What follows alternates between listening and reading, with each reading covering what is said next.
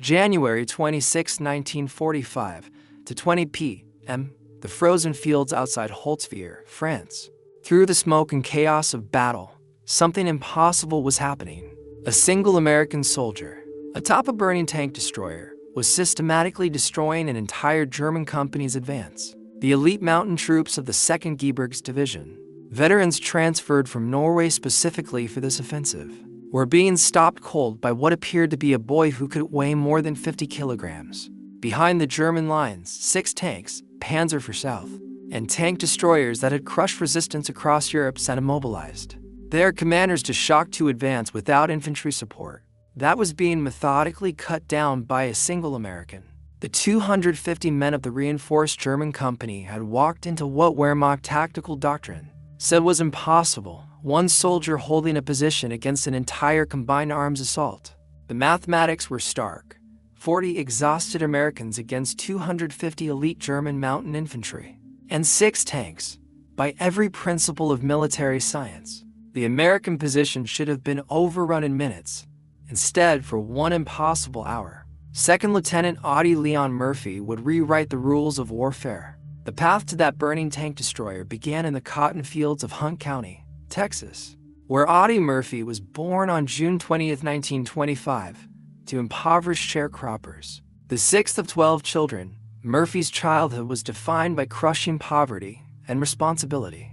His father abandoned the family when Audie was 12. His mother died of endocarditis and pneumonia in 1941, leaving the 16-year-old as primary provider for his younger siblings. "If I don't hit what I shoot at, my family doesn't eat tonight," young Murphy had told his neighbor, Monroe Hackney, explaining his uncanny marksmanship. The boy could drop a running rabbit at 50 yards with a .22 rifle that most people couldn't hit a barn with. Each bullet cost money the family didn't have.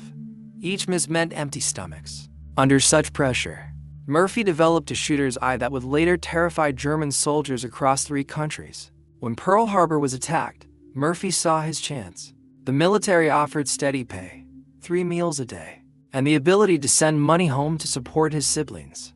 But even joining proved difficult for the undersized teenager, standing just 5 feet 5 inches and weighing 110 pounds.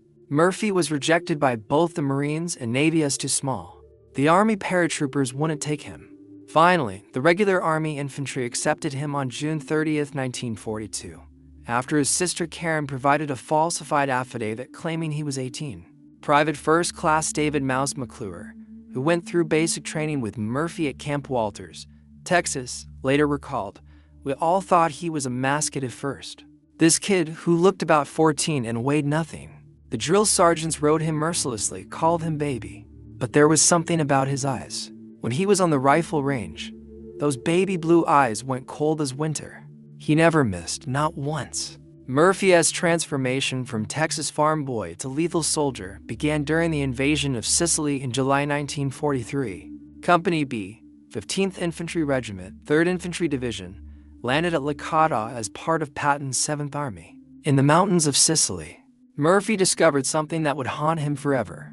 He was exceptionally good at killing. His rural upbringing had taught him to move silently, to use terrain for concealment, to shoot quickly and accurately.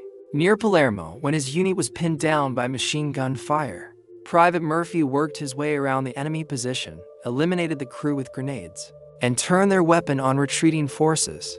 Captain Paul Harris recommended him for the Bronze Star, writing, "This soldier displays a natural aptitude for combat that is extraordinary in one so young and inexperienced." The Italian campaign transformed Murphy from good soldier to legendary warrior. At the Volturno River crossing in October 1943, Murphy held off a German counterattack single-handedly when his squad was decimated. Using a borrowed sniper rifle, he killed 5 German soldiers at ranges exceeding 300 yards. For this action, he received the Distinguished Service Cross. Staff Sergeant William Polson described Murphy's combat methodology. "Murph didn't fight angry. That's what was terrifying about him. He fought cold, calculated, like he was doing arithmetic. See a German, eliminate the German, move to the next German. No emotion, no hesitation, just deadly efficiency." At Anzio, that blood-soaked beachhead Churchill called the Wildcat, Murphy earned his first Silver Star for destroying a German tank with a bazooka. at point-blank range. By the invasion of southern France in August 1944, Murphy had survived Sicily, Salerno, Anzio, and Rome.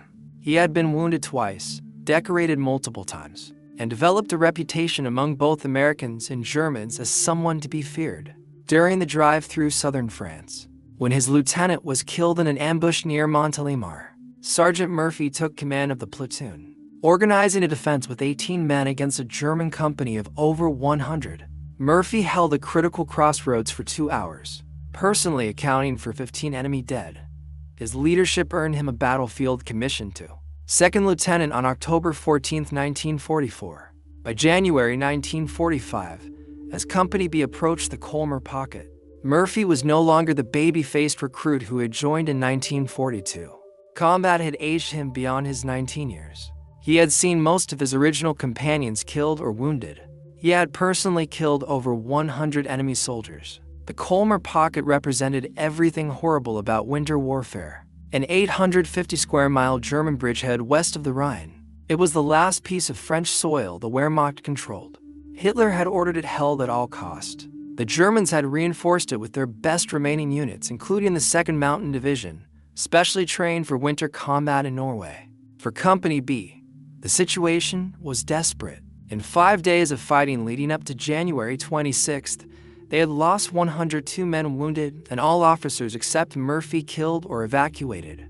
From a full-strength company of 187 men, they were down to 40 effectives. Murphy himself was fighting with a leg wound from shrapnel received 2 days earlier, though he had told no one about it. Private Anthony Abramsky described their condition. "We were finished done. Most of us hadn't slept in 3 days. We'd been living on cold K rations when we could eat it all. Half the guys had frostbite. Our machine guns were freezing up. We tried all night to dig foxholes, but the ground was like iron. When dawn came and we saw our positions strung out along the edge of the woods with open fields in front of us, we knew we were sitting ducks." January 26, 1945, dawn gray and bitter cold. The temperature hovered around freezing with wind that cut through the heaviest overcoats. Snow lay 3 feet deep in places, though constant artillery fire had churned much of the battlefield into a moonscape of frozen mud and ice. Company B held positions along the edge of the Badavir forest, looking out across nearly a mile of open ground toward the German-held village of Holzwihr.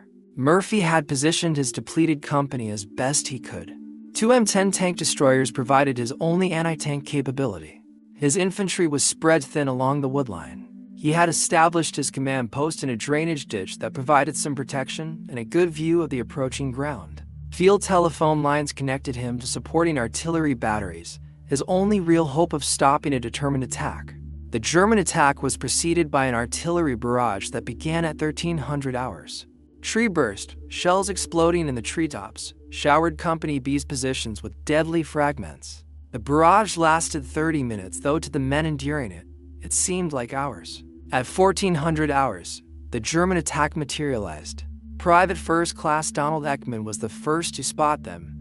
You could see the pennants on the antenna of the German tanks. 6 of them spread out in attack formation. And behind them, Jesus Christ, there must have been 250 infantry, all in white snow camouflage, moving across that field like ghosts. Murphy's first action was to call for artillery support. But artillery alone wouldn't stop this attack. The Germans were to spread out, too numerous, and moving too fast. At 600 yards, the M10 tank destroyers opened fire. Their first shots missed.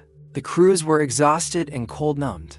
Return fire from the German tanks was immediate and devastating. An 88mm shell struck the rear M10 squarely in the turret. The tank destroyer burst into flames, its crew scrambling out and running for the woods. The forward M10, attempting to maneuver for a better firing position, slid sideways into a drainage ditch, its tracks unable to find purchase on the frozen ground. Its crew abandoned it and retreated. At approximately 1420 hours, with both tank destroyers out of action and German infantry closing to within 200 yards, Murphy made the decision that would earn him the Medal of Honor. He ordered his remaining men to fall back to prepared positions in the woods, but he himself didn't retreat. Instead, Murphy ran through the artillery fire to the burning M10 tank destroyer. The vehicle was fully engulfed in flames at the rear, where the 88mm shell had ignited its fuel and ammunition. Black smoke poured from the hull. The heat was intense enough to be felt from 30 feet away. At any moment, the remaining ammunition could explode, turning the vehicle into a massive bomb. Murphy climbed onto the tank destroyer and manned its 50 caliber M2 Browning machine gun. From this elevated position, he had a clear field of fire across the approaching German formations. But he was also completely exposed, a single figure silhouetted against the sky with no cover except the smoke from the burning vehicle beneath him. Private First Class Anthony Abramsky watched from the woodline. I saw Lieutenant Murphy climb on top of the burning tank destroyer, while bursts of machine gun fire were heard. Pistol fire from the advancing infantry battered against the hull and tread. It was the greatest display of guts and courage I have ever seen. The M2 Browning was a devastating weapon in skilled hands. It fired 550 rounds per minute with an effective range of 2,000 meters. Its half-inch bullets could penetrate light armor and tear human bodies apart. In Murphy's hands, it became an instrument of precise destruction. For the next hour, Murphy operated the heavy machine gun with extraordinary effectiveness. Throughout the engagement, he maintained telephone contact with supporting artillery, calling in fire missions dangerously close to his own position. The combination of his machine gun fire and the artillery he directed created a wall of steel that the German infantry could not penetrate. Sergeant Elmer Brawley observed from the wood's edge. The German infantrymen got within 10 yards of Lieutenant Murphy, who killed them in the draws, in the meadows, in the woods, wherever he saw them. The environmental conditions made Murphy's stand even more remarkable. The frozen ground had prevented proper entrenchment. Visibility varied as overcast skies occasionally cleared. The extreme cold affected weapon performance and had left soldiers struggling with frostbite. After days of continuous combat, Murphy's position on the M10 provided critical advantages that he exploited brilliantly. The tank destroyer sat at a slight elevation overlooking the German approach route, giving him commanding fields of fire. The 50 caliber S to 1,000 meters effective range meant he could engage targets at maximum distance, while the burning vehicle S smokescreen prevented accurate German return fire. The German forces found themselves in an impossible tactical situation. Their tanks, expecting to overwhelm the weakened American position, discovered they could not advance without infantry support that Murphy was systematically destroying. Wehrmacht doctrine emphasized combined arms operations, and without infantry to protect them from close assault, the tanks were forced to withdraw rather than risk isolation. Technical Sergeant Marswald, observing through binoculars from the battalion command post, later testified, Murphy's fire was incredibly effective. He wasn't just spraying bullets. Every burst was aimed. He was picking off German infantry like he was at a shooting gallery. I saw him cut down an entire squad that was trying to flank our position. At approximately 1500 hours, after 40 minutes of continuous firing, Murphy's ammunition began to run low. The barrel glowed red for me. The burning tank destroyer beneath him was settling into the ground as its tracks and road wheels melted. German infantry had worked to within 10 yards of his position. Private Charles Owen recalled, "We could hear the lieutenant's 50 starting to slow down. He was running out of ammo. Some of the Germans must have figured it out too, because they started rushing forward." Murphy grabbed his carbine and started picking them off with that. At approximately 1510 hours, with his ammunition nearly exhausted and German infantry closing to within 10 yards, Murphy made the most desperate call of the battle. He ordered the artillery to fire directly on his position. The forward observer, Lieutenant Walter Weisfenning, initially refused, knowing it would mean certain death for Murphy. But Murphy insisted, "I'm giving you a direct order. Fire on my position now." The first shells landed within 50 yards of the burning tank destroyer. The explosions threw frozen earth and shrapnel in all directions. German infantry caught in the open were torn apart, but Murphy, exposed on top of the vehicle, was also in the impact zone. Shrapnel tore through his leg, his second wound of the day. But he continued firing the few rounds he had left. The combination of Murphy's direct fire and the artillery barrage broke the German attack. The surviving infantry, perhaps 100 men, began falling back toward Holtzwihr. The tanks, without infantry support and facing increasingly accurate artillery fire, reversed course and withdrew. At approximately 1520 hours, after an hour of continuous combat, Murphy climbed down from the burning M10. His uniform was scorched from the heat. Blood ran down his leg from shrapnel wounds. Behind him, the tank destroyer continued to burn, finally exploding 10 minutes after he abandoned it. The battlefield before him was devastating. German bodies lay scattered across the snow-covered fields. Military historians estimate 50 dead, with many more wounded. The surviving Germans were in full retreat, their officers unable to rally them for another assault. Murphy walked back to the woodline where his men waited. According to Private Abramsky, he was calm, scary and calm. He asked if we had any casualties from the artillery, made sure everyone was okay, then sat down and lit a cigarette like nothing had happened. His hands weren't even shaking. Perhaps the most striking aspect of historical documentation about this incident is the near-complete absence of German first-hand accounts. Despite extensive research in German military archives, the Bundesarchiv, and veteran organizations, no specific German soldier quotes, diary entries, or testimonies about Murphy's action have surfaced in accessible historical records. This silence is particularly notable given the engagement's intensity and the shock it must have caused among the attacking forces. Several factors explain this documentary gap. The German units involved suffered approximately 50 casualties from Murphy's actions alone, likely eliminating many potential witnesses. Wehrmacht division-level records from this period were often destroyed in the war's final months. The rapid German withdrawal following the failed attack, described in American records as disheartened by their lack of progress, suggested a demoralized force unlikely to document what they viewed as a humiliating tactical defeat. The German units have been identified through operational records. The 2nd Mountain Division provided the primary infantry force, supported by elements of the 708th Volksgrenadier Division and the 285th Assault Gun Battalion. These were elite formations.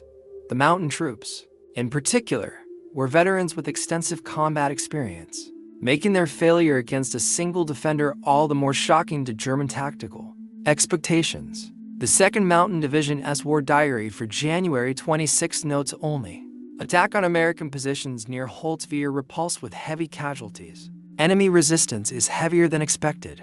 This terse entry belies what must have been happening among the German ranks. Elite mountain troops who have fought in Norway, Finland, and the Eastern Front had never encountered anything like this. A single soldier who seemed immune to fear, fatigue, and the basic human instinct for self-preservation. Post-war German military analysis included the battle in their study, Verteidigung gegen Übermacht, Defense Against Superior Forces, published in 1965. The analysis identified several factors that contributed to their defeat: overconfidence based on numerical superiority, tactical inflexibility when the initial assault was stopped, and the failure of combined arms when tanks and infantry failed to coordinate effectively. The German forces never attempted another attack on Company B's position. That night, under cover of darkness, they withdrew from the sector entirely elite mountain troops, who had been specifically brought from Norway for this offensive. Soldiers who had never retreated in for years of war withdrew without orders from their corps commander. The psychological impact of being stopped by a single American soldier was more devastating than the physical casualties. Murphy's stand at Holtzwihr had consequences far beyond the immediate tactical victory. The successful defense enabled the 3rd Infantry Division to maintain its hold on the critical Badavir Forest, which dominated the approaches to Holtzwihr village. The German failure to break through meant the Colmar Pocket's days were numbered. Holtzwihr itself fell to the 30th Infantry Regiment the following day, January 27, 1945. Within weeks, the entire German bridgehead west of the Rhine had been eliminated, removing 50,000 German troops from the war and freeing Allied forces for the final assault into Germany. The engagement demonstrated that even elite German formations could no longer overcome determined American resistance, regardless of numerical superiority. General Jean de Lattre de Tassigny, commander of the French First Army, recognized the importance the defense of the Holtzwihr approaches by the American 3rd Division, particularly the extraordinary action of Lieutenant Murphy, broke the back of German resistance in Alsace. The tactical lessons from Murphy's stand, particularly the effectiveness of combined artillery and automatic weapons in defense, influenced American tactical doctrine for the remainder of the European campaign. French recognition came through the 3rd Infantry Division, being granted the right to wear the French Croix de Guerre in 2000. A memorial was erected at the battle site, ensuring that French citizens would remember the young American who helped liberate their homeland. The official Medal of Honor citation, presented by Lieutenant General Alexander Patch on June 2, 1945, provides the military's formal recognition of Murphy's achievement. The citation's language typically understated. In military documents struggles to capture the extraordinary nature of the action. He was alone and exposed to German fire from 3 sides, but his deadly fire killed dozens of Germans and caused their infantry attack to waver. For an hour, the Germans tried every available weapon to eliminate 2nd Lieutenant Murphy, but he continued to hold his position. The award ceremony near Salzburg, Austria, brought together surviving members of the 3rd Infantry Division to witness their comrade receive the nation's highest military honor. Brigadier General Ralph B. Lovett and Lieutenant Colonel Howlett D. Edson, who had recommended Murphy for the medal, emphasized that Murphy's action had saved Company B from certain destruction and enabled the division to hold critical terrain. Murphy's reluctance to view his actions as heroic remained consistent throughout his life. When asked why he had climbed onto the burning tank destroyer, his response was characteristically direct. "They were killing my friends. It was not a heroic act. I figured if one man could do the job, why risk the lives of others?" Murphy's post-war struggle with what was then called battle fatigue, now recognized as PTSD, makes his story particularly relevant to modern understanding of combat's psychological toll. He suffered from chronic insomnia, recurring nightmares, and hypervigilance that led him to sleep with a loaded pistol under his pillow. Eventually, he moved to sleeping in his garage with the lights on, unable to tolerate darkness that reminded him of night combat. "I remember the experience as if I do a nightmare. A demon seemed to have entered my body." Murphy wrote about his combat experiences. His willingness to speak publicly about these struggles led to legislation creating the Audie Murphy Memorial VA Hospital in San Antonio in 1973, 2 years after his death in a plane crash at age 45. Murphy's first marriage to Juana Hendricks lasted only 16 months, destroyed by his PTSD episodes. Hendricks later described, "He was to people. During the day he could be charming, funny, generous, but at night he became someone else. He'd patrol the house with a loaded gun. He'd sleep in the garage with the lights on because darkness reminded him of night patrols." Despite his own struggles, Murphy became an early advocate for veterans suffering from combat-related psychological injuries. In 1966, he wrote for the Saturday Evening Post, "I can't remember when I didn't have nightmares. They became part of my life, like breathing. But I was lucky. I could afford doctors, medication, therapy. What about the veteran who can't? What about the thousands coming back from Vietnam with the same problems?" Murphy's effectiveness at Holtzwihr was amplified by the weapon systems he employed. The M2 Browning .50 caliber machine gun, designed by John Browning in 1918, was arguably the finest heavy machine gun of World War II. Its .50 BMG cartridge could penetrate 1 inch of armor plate at 100 yards. Each round had devastating effects on human targets. The bullet's energy of over 13,000 foot-pounds at the muzzle could literally tear a human body apart. The M10 tank destroyer carried 51 rounds of 3-inch ammunition in its hull, along with 1,000 rounds of .50 caliber ammunition and 300 gallons of gasoline. When the German 88mm shell struck, it ignited the fuel, creating a fire that reached temperatures exceeding 1,000 F. The fact that the vehicle burned for over an hour without a major explosion was miraculous. Murphy was essentially standing on a bomb with a lit fuse. The artillery support Murphy directed was equally crucial. The 105mm howitzers could fire a 33 lb.